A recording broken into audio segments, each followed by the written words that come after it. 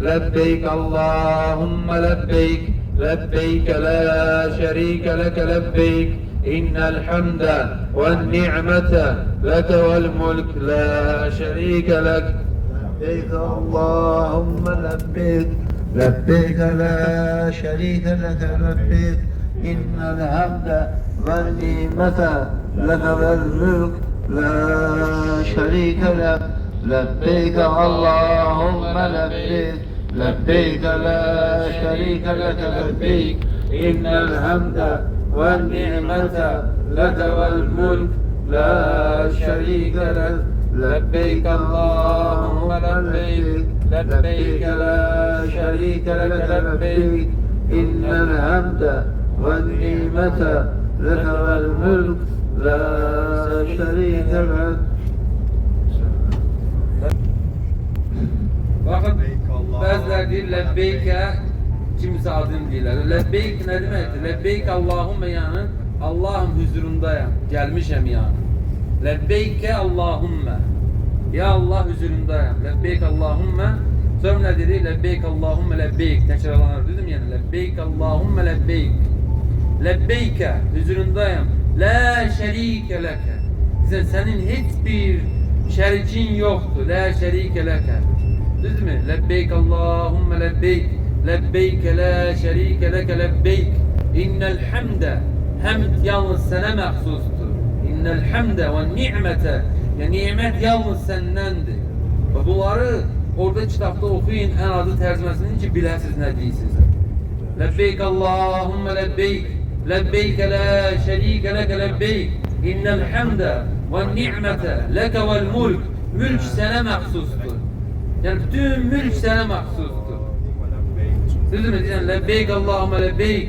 Lebbeyk la şerike leke lebbeyk. İnnel hamde ve ni'mete leke vel mulk la şerike lek. Gene ne diysen senin hiçbir şerikin yoktur. Bakın Allah subhanahu teala elə hemen Fatih surasında deyir ki Maliki yevmiddin, hakkı hesap gününün sahibi. Benim Allah subhanahu başka günlerin sahibi değil. Niye göre biz Allah subhanahu burada Fatih surasında sırf biz hususileşip Allah subhanahu ve biz onu tekrarlıyoruz ki hakkı hesap gününün sahibi. Maliki yevmiddin. Allah subhanahu her bir günün sahibidir. Düz değil, bütün mülk ona mahsustur. Nedir burada fayda? Bakın kıyamet günü artık hamı dərk edəcək o mülkləri olan, padişah olan, var dövlətli olan ki onların hiçbir şeyi yoktur. Ona göre Allah subhanahu ta'ala burada xüsusi olarak deyir, yani bir günlərim deyə bilərsən sənin mülkün var, nəyinsə o da səndir. Ama kıyamet günü artık insan tam şekilde dərk edəcək ki bütün mülk Allah'a məxsusdur. Maliki yevmiddin. Çünkü hiçbir şey olmayacak, bütün her şey Allah'tan olacak. Limenil yevm mulk. Başka ayet Allah subhanahu diyecek kıyamet günü. Kime məxsusdur büyük mülk? Lillah. Allah'a. Ona göre bak bu şeyler mühimdir arkadaşlar. Bak adi bir kısa bir tercümesini yani tefsirini okuysan sen namazda artık bilirsen ne okuysan artık bilirsen sende artık daha çok huşu yaranır. Bilirsen kimin karşısında durursan, bilirsen neye sahip olanın karşısında durursan. Bazı avları görürsen insanlar təkebbürlənirlər. Şeyh Hüseyin Rahimullah ne dediği gördüm ki sen təkebbürlü gelipti. Get bir dağın karşısında dur. Bak dağa bak özüne. Ne təkebbürlənirsən? Gücüne. Görsen dağdan ne sen dağın karşısında. Nedir? Hiç ne yoktan. Düzdür mü? Sonra da ne təkebbürlənirsən? Biraz pulun artıqdır. Biraz başkasından malın çoxdur. Onları üstten aşağı bakırsan. Sonra deyir neyle? Mukayese dağdan özünü. Sonra neyle deyir? Sonra deyir o dağı deyir yer kürəsiyle mukayese ile. Hara getdin ay insan? Ne kaldı senden? Yer kürəsi, dağ. Dağ yer kürəsinin yanında hiçbir şeydir. Düzdür mü? Sonra deyir neyle? Bir yer kürəsini 7 qat səma ilə mukayese ile. Her semanın birbirinin arası Şeyh Hüseyin Rahimullah o hadisi Həsən sahip. Necə ildir? Məsafə 500 il. 500 il mesafedir. Her semanın bir semanın o bir semanın arası. Necə oldun ay insan? Neye təşəbbürlənirsən? Sonra deyir neyinə? 7 qat semadan sonra ne gelir?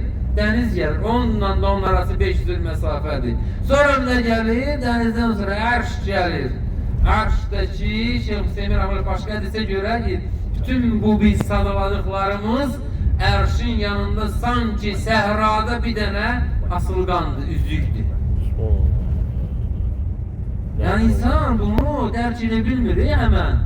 Oturub fikirləşməlisən. Subhanallah, dağ, yer kürəsi, 7 qat səma, sonra dəniz, sonra da ki bunlar amsaladıqlarımız ərşin yanında sanki səhrada bir dənə üzükdür.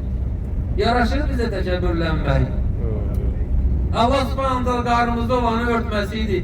Nə gün də olardıq? Yedimiz şey, düzdürmü? Hara təşəkkürlənirik? Rəbbimiz də onu verən bizə. Bəzi vaxtı deyir ki, vaxtımız yoxdur. Allah'ın dinini öyrənməyə, ibadət eləməyə. Nəyə vaxtın yoxdur? Yəni sənə vaxtı verənə mi vaxtı ayıra bilmirsən? O vaxtı sənə kim veribdir? O dili sənə kim veribdir bəs? O dillə ki deyirsən, necə vaxtım yoxdur Allah və qorxmursan birdən Allah o dili sənin əlindən alar. Ona görə insan aqil olsun və o vaxt gələnə kimi eləməlidir, özünü islah eləməlidir. Və müsəlman hər tərəfli güclü olmalıdır. Biz demirik dünya elmi olmasın insanda, olsun. Amma dinini o yenə də bilməlidir. Fərqi yoxdur, insan ola bilsin ki, yüksək bir vəzifədə işləyir, yüksək bir həkimdir, yüksək bir mühəndisdir. Yenə də sən dini bilməlisən, qasa bilmərsən bundan. Sən bilməlisən Allah səni nə üçün yaradıbdır? Niyə görə gəlmirsən bu dünyaya? Nəyin dalıncan qaçsan?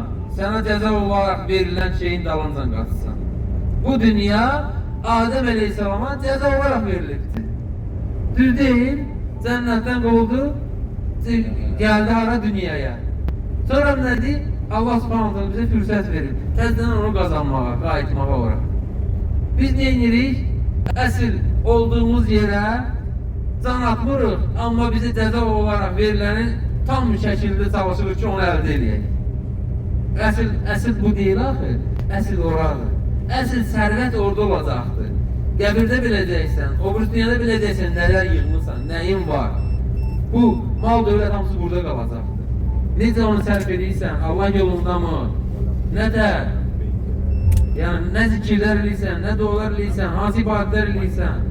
Ona görə baxın, bu zikiri eləyən Allah'ın izniyle və həmçində unutmayaq.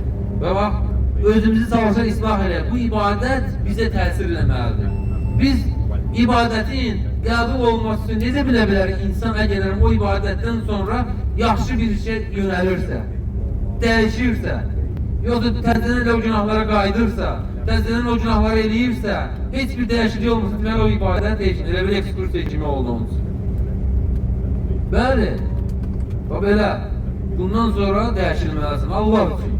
Elədiyin tövbələrin üzərində sadiq olacaqsan, möhkəm olacaqsan, boşluqları dolduracaqsan. Pis xəsiyyətlərin varsa ondan tövbə eləyəcəksən. O bizim elə pis xəsiyyət var ki, Allah'tan sənin arandadır. Və Rəbbin elə o günahı açmayıbdır, hansısa bir sənin əməlinə görə. Amma qorx ki, qiyamət günü birdən açdı. Birdən qiyamət günü açdı, bu dünyada bağladı, Allah qorusun. Biz də deyirik, bütün hamının nə günahı var, necə Allah bu dünyada bağlayıb, qiyamət günündə bağlasın.